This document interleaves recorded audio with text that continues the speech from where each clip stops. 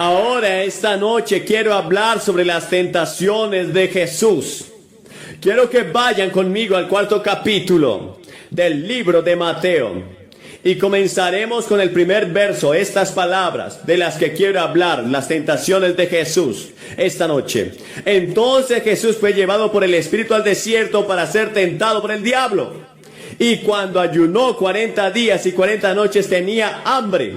Y cuando el tentador vino a él, le dijo: ya que tú eres el Hijo de Dios, manda que estas piedras se conviertan en pan. Pero Jesús respondió y dijo: está escrito que el hombre no vivirá solo de pan, sino de toda palabra que sale de la boca de Dios. Entonces el diablo lo llevó a la santa ciudad y lo puso sobre el pináculo del templo y le dijo: ya que tú eres el Hijo de Dios, tírate abajo, porque está escrito que Él mandará a sus ángeles acerca de ti, y en sus manos te llevarán para que tu pie no tropiece sobre piedra. Jesús le dijo: está escrito, no tentarás al Señor tu Dios. Entonces el diablo lo subió a un monte muy alto y le mostró todos los reinos del mundo y la gloria de ellos. Y le dijo: todas estas cosas te daré si te postras y me adoras. Entonces le dijo Jesús: aléjate de mí, Satanás, porque está escrito, adorarás al Señor tu Dios y a Él solo servirás. Entonces el diablo lo dejó y aquí vinieron los ángeles y le servían. Sí, Jesucristo fue tentado. La Biblia dice que fue tentado en todas las cosas como nosotros, pero sin pecado. Él es el único en la historia del mundo, incluyendo a Adán y a Eva, que alguna vez resistió al diablo, completa y enteramente. Él era el Señor Jesucristo. ¿Por qué? Porque no tenía pecado dentro de sí. No había nada que el diablo pudiera pelar dentro de él, porque no tenía pecado. Y tú y yo tenemos la semilla del pecado en nosotros. Nacimos en pecado. David dijo: en pecado me concibió mi madre. Y la Biblia dice que todos hemos pecado y estamos destituidos de la gloria de Dios. Y la palabra pecado significa que hemos quebrantado las leyes de Dios, hemos quebrantado las leyes morales de Dios, y todos estamos en esa categoría. Y luego en Efesios 6 y el verso 12 leemos estas palabras hablando de ti y de mí: porque no tenemos lucha contra sangre y carne, sino contra principados, contra potestades, contra los gobernadores de las tinieblas de este mundo, contra la maldad espiritual en los lugares altos.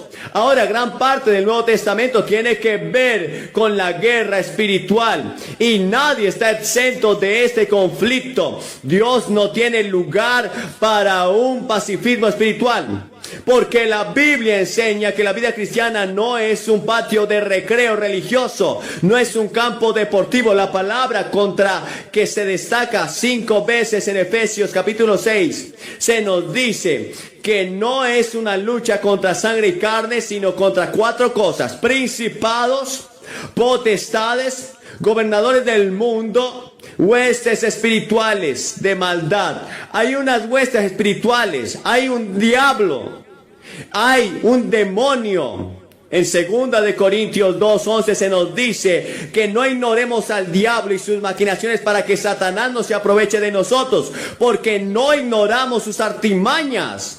Debemos conocer al enemigo. En 1 Pedro 5:8 la Biblia dice que seamos sobrios y estemos atentos, porque el adversario del diablo, como león rugiente, anda alrededor buscando a quien devorar. El diablo anda buscando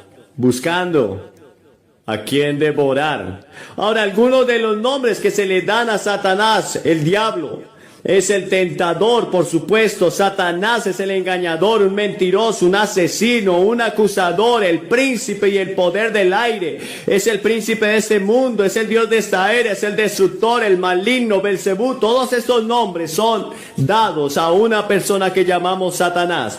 Ahora, la Biblia dice de sus artimañas y trampas.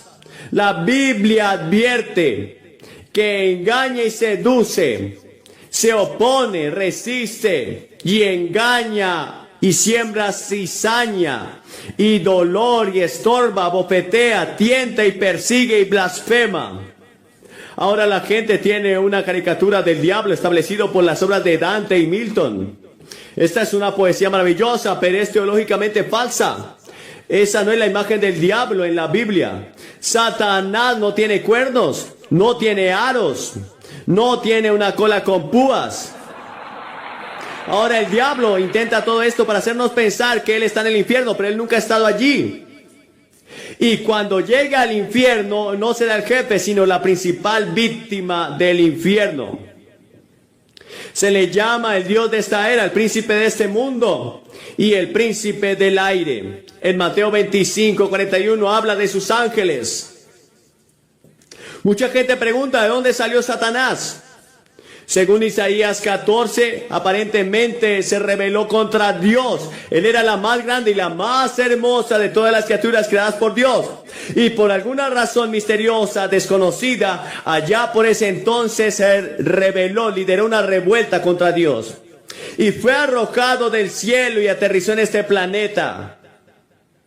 Y ha estado luchando contra los propósitos de Dios desde entonces. Y uno de los propósitos de Dios para Satanás es probar este planeta si las personas amarán a Dios o no lo van a amar. Si obedecerán a Dios o van a obedecer al diablo. Y él ha estado activo tratando de ganar este planeta y ganar a la gente que Dios puso en él.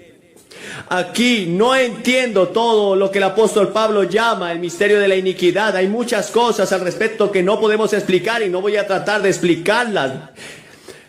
Pero Cristo estuvo sujeto a las tentaciones del diablo.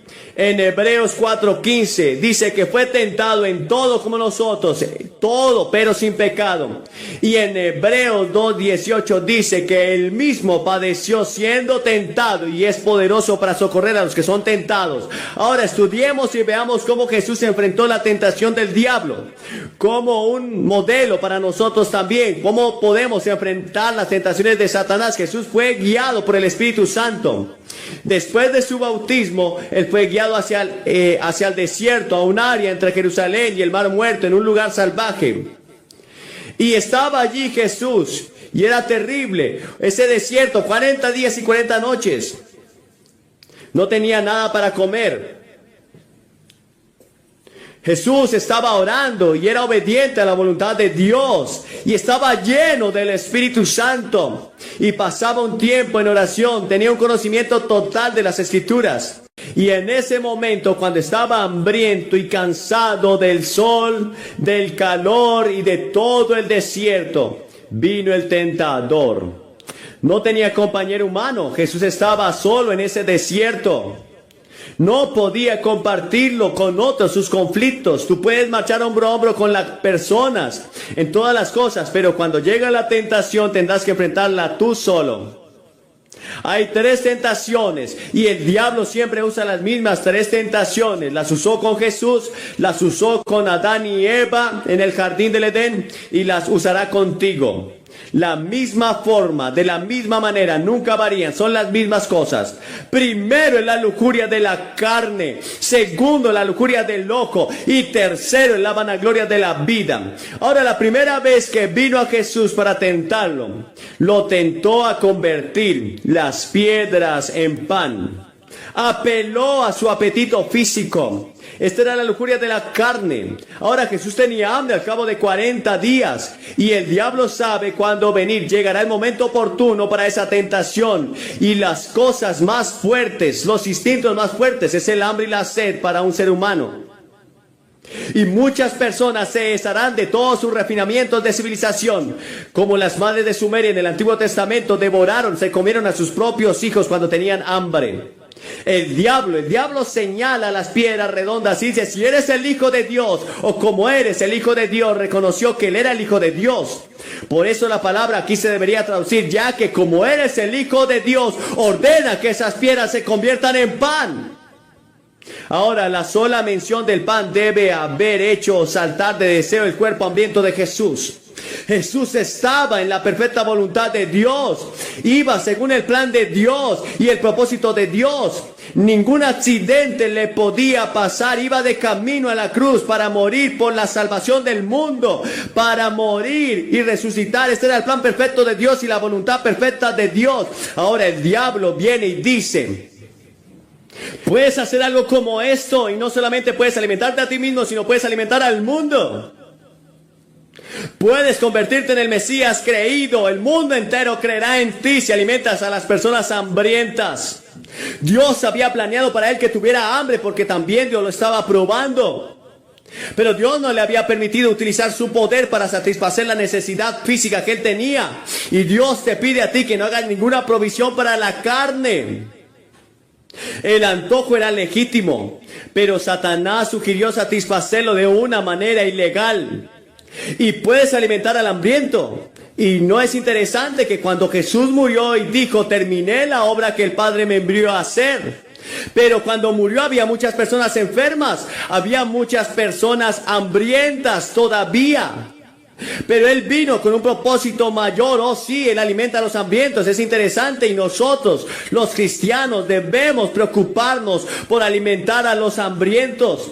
Pero hay algo mucho más profundo y una cosa más profunda en la cruz: la redención de Cristo y la resurrección. Porque sin la cruz y la resurrección no podría haber salvación de tu alma. Ahora, la segunda tentación que el diablo le dio a Jesús: lo llevó al pináculo del templo, que es el punto más alto de toda el área, y se podía mirar 600 pies hacia abajo del valle. Jesús estaba en Jerusalén, en el centro de la vía judía en ese tiempo, y el pináculo era el lugar más imponente del templo. Y el diablo le dijo: ya que eres el Hijo de Dios, ¿por qué no te arrojas abajo? Porque está escrito en la Biblia: Él dará a sus ángeles mandato acerca de ti, y en sus manos te llevarán, para que tu pie no tropiece con ninguna piedra. El diablo usa las escrituras. El diablo puede citar las escrituras. Él citó mal estas escrituras del Salmo 91, 11 y 12, pero omitió una de las partes más importantes de este pasaje, que dice que Él dará a sus ángeles el encargo de que te guarden en todos tus caminos. Omitió. Nota la sutileza que utilizó Satanás con Jesús. Esta es una oportunidad para una aventura de fe. El héroe. Ahora Él hizo lo mismo con Eva, deslumbrarlo de los ojos. Ahora mira lo que va a pasar. Habrá un gran espectáculo, los ángeles te atraparán, deslumbrarás a las multitudes. Será un gran espectáculo y la gente creerá en ti. Todo el mundo estará mirando. Y en lugar de tomar el largo y difícil camino de enseñar, predicar, de curar y morir en la cruz, puedes hacerlo todo en un gran momento, en el que se verá a los ángeles venir y atraparte, y todos creerán. El plan de Dios era que iría a la cruz. Había sido planeado, había sido predicho por los profetas que iría a la cruz y moriría por nuestros pecados. Y si no hubiera hecho, ninguno de nosotros hubiera sido salvo. Y Jesús respondió: de nuevo está escrito. Usó 3 veces esa palabra: está escrito. Debes saber la palabra de Dios. Cuando venga Satanás, puedes usar y citar un versículo de la Biblia y él no puede resistir la palabra de Dios. Es la única arma que tú tienes contra la tentación. Usa la escritura: no tentarás al Señor tu Dios. Ahora, ¿cómo tentamos a Dios? Lo tentamos cuando dejamos el camino señalado de la obediencia para ir por el camino del mal y esperamos ser librados. Hay mucha gente que sigue haciendo mal tras mal tras mal y espera que Dios los libre. Es como jugar con una serpiente de cascabel. Y luego la tercera tentación fue la tentación de la ambición. El diablo ahora usó una carta de triunfo. Ninguna otra persona en la historia había resistido alguna vez esta carta. Se quita el disfraz, le lleva a un monte muy alto y le muestra todos los reinos del mundo en un momento. Y el diablo le dice: todo este poder, todos estos reinos, todas estas naciones, todas estas riquezas, toda esta gloria, te la daré si me adoras. Solo un instante, inclínate ante mí. Inclínate un momento y eso será todo. Y en un momento todo será tuyo: el esplendor, la soberanía, el poder, la pompa, la deslumbre, el poder de Nínive, de Babilonia, de Persia, de Grecia, Roma, Francia, Alemania, Italia, China, India, América, la Unión Soviética. Todo será tuyo. Jesús podía haberlo tenido todo, para siempre. Tú dices, ¿el diablo tenía el poder de darle todo eso? Jesús nos dijo que él no podía. Le dijo, él tiene un poder tremendo, es el príncipe de este mundo. Es el príncipe y el poder del aire, es el Dios de este mundo. Ahora Cristo ya se le había prometido todos los reinos de este mundo. Pero solo por sufrir en la cruz los va a conseguir, va a ser el Rey de Reyes y Señor de Señores y gobernará el mundo entero en un día futuro, cuando todos estaremos en el reino de Dios. Pero el orgullo de Satanás estaría satisfecho para siempre si solo Jesucristo, el Dios, se inclinara ante él. Esta es la imagen más cobarde de Satanás. Y nadie tiene más hambre de gloria y de adoración. Nunca eres más parecido al diablo que cuando quieres crédito por lo que haces. ¿Qué hay de ti? ¿Cómo eres tú? El salmista había predicho, citando, que Dios le daría a las naciones por herencia. El diablo le prometió todo a Cristo si doblaba sus rodillas ante él. Si los hombres solo le sirven a él, le dará fama, honor, riquezas, posición, pero muchos de ustedes lo siguen por nada. Lo siguen tan solamente por nada. La gente de hoy sofocará su conciencia, asesinará su principio, su compromiso por asegurar lo que desean. Satanás dice, por un momento inclínate y ese dinero será tuyo. El cargo será tuyo. Ese premio político será tuyo. Esa posición será tuya. Esa fama será tuya. Ese negocio será tuyo. Esa satisfacción sexual será tuya. Ese placer sensual será tuyo. Sí, si te inclinas ante mí, dice el diablo. ¿Y cuántas personas lo hacen? ¿De qué le sirve a un hombre ganar el mundo entero y perder su propia alma? Supongamos que lo ganaste todo, pero perdiste tu alma, que es eterna. En un momento, el mundo has perdido. Ahora, ¿cómo tuvo Cristo la victoria? Resumamos un momento porque te ayudará cuando tengas que enfrentarte al tentador, cuando vayas a casa esta noche o mañana, en la oficina o en la escuela o donde sea que estés. La tentación de hacer trampa, la tentación de tomar una droga, la tentación de tomar un atajo que está al mal, la tentación de decir una mentira. Primero, es por obediencia a la voluntad de Dios. Solo dice, Señor, quiero obedecerte, pero necesito tu ayuda. Porque ninguno de nosotros puede vivir la vida cristiana solo, simplemente no podemos hacerlo. Es el Espíritu Santo que Él te va a dar la ayuda para vivir a ti, a través de ti. No puedo vivir la vida cristiana sin el Espíritu Santo, debe vivirla a través de mí. Y en segundo lugar, siendo lleno del Espíritu, ¿has sido lleno del Espíritu de Dios? Y luego, en tercer lugar, al pasar mucho tiempo orando, no tienes que arrodillarte cada vez que oras. Tengo una hija que piensa que tienes que arrodillarte cada vez que oras. Y se levanta muy de mañana y temprano y delega las tareas y a los niños y luego se pone de rodillas a orar. Y los médicos le dijeron que tiene problemas en sus rodillas por eso. Y le dije que no tienes que arrodillarte para hacerlo, para orar. Puedes orar todo el tiempo que quieras, en todas partes. Pero ella siente que Dios la ha llamado a ese ministerio de oración y estudia las Escrituras de rodillas todas las mañanas. Pero puedes orar todo el tiempo. Incluso mientras predico aquí esta noche, yo estoy orando por ti. Estoy diciendo, Señor, ayúdame a decir lo correcto. Ayúdame a decir lo que va a ayudar a alguien aquí esta noche que necesita este mensaje, porque este mensaje es para alguien aquí. Para muchas personas aquí esta noche es necesidad. Y luego, en cuarto lugar, te encuentras conociendo las Escrituras. Es la única persona que nunca se rindió ni se rindió a la tentación de Satanás y lo hizo citando las Escrituras. Es Jesucristo. Está escrito en Santiago 4:7, dice, sométase por lo tanto a Dios, resistan al diablo y huirá de vosotros. Una vez estaba teniendo una lucha por algo y sabía que Satanás estaba luchando contra mí. Y recordé este pasaje de Santiago y dice, resistan al diablo y huirá de vosotros. Pero había olvidado la primera parte del verso. Sométanse por lo tanto a Dios. Primero te sometes a Dios y le dices, Señor, quiero estar en tu voluntad. Tú te haces cargo de mi vida como Señor y amo, y luego resistirás al diablo y él tiene que huir de vosotros. Podrás vencerlo. Y luego en Apocalipsis 12:11 dice, por la sangre del Cordero y por la palabra de su testimonio vencieron al acusador.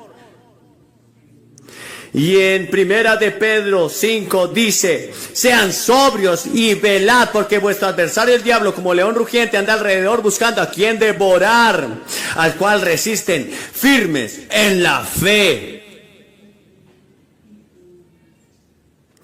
¿Le estás resistiendo? ¿Te estás sometiendo a Dios? Tienes que conocer realmente a Cristo. En un mundo en el que la religión dominante es ahora el secularismo, el estilo de vida es el materialismo, necesitamos atender a la palabra de Dios para saber cómo citarla y aplicarla correctamente. Dios nos llama a un lugar donde nos quedemos solos como cristianos y vivamos de esa manera. Es un llamado a la vida en sociedad, es vivir a Cristo en la vida, donde el lugar donde estemos debemos mantener la creencia en el comportamiento. Debemos relacionarnos en la salvación y en la ética personal de Cristo. Debes recibir a Cristo en tu corazón. Debes vivir en tu corazón y entonces sales y lo aplicas en el mundo en que vives, en cada grupo, con las personas que te están rodeando. ¿Realmente conoces a Cristo? Tú mismo dices, Billy, hay veces que yo creo que sí y hay veces que no estoy seguro. Si tienes alguna duda, pero no la resuelves esta noche, algunos de ustedes han sido bautizados, han sido confirmados e hicieron algunas promesas y otros hicieron promesas por ustedes, pero ustedes no están seguros de haberla guardado y les gustaría volver a comprometerse y dedicar su vida a Cristo esta noche. Hay otros de ustedes que simplemente no están seguros de haberlo recibido antes realmente en su corazón, pero quieren hacer y quieren estar seguros de que todos están perdonados de sus pecados y vas a ir al cielo, que si mueres irás al cielo. Esta noche te voy a pedir que te levantes de tu asiento y vengas y te pares frente a esta plataforma. Cientos de personas ya lo han hecho en otros lugares. Y después de que todos hayan venido, les voy a dar una palabra y oraré con ustedes y les daré literatura para ayudarlos a ser un cristiano. Si estás con amigos o familiares, te van a esperar. Si estás en un autobús, te esperarán. Solo tendremos un momento. ¿Por qué es importante dar un paso al frente públicamente? Porque Jesucristo llamó a la gente en el Nuevo Testamento públicamente. No puedes avergonzarte de Cristo porque Él no te avergüenza. Él no se avergüenza de ti. ¿No estás dispuesto a reconocerlo ante los hombres? Él no te reconocerá ante el Padre y ante los ángeles que están en el cielo. Debe ser un compromiso público ahora mismo. Tú mismo lo sabes. Y tendrás la seguridad, si vienes ahora mismo, nadie más lo hará por ti. Nadie salga del estadio ahora. Vamos a estar en oración. Te levantas y vienes. Los jóvenes, los viejos, vengan con la certeza que esta noche Jesucristo los perdonará y los recibirá. Aquí puedes estar frente al coro. Levántate y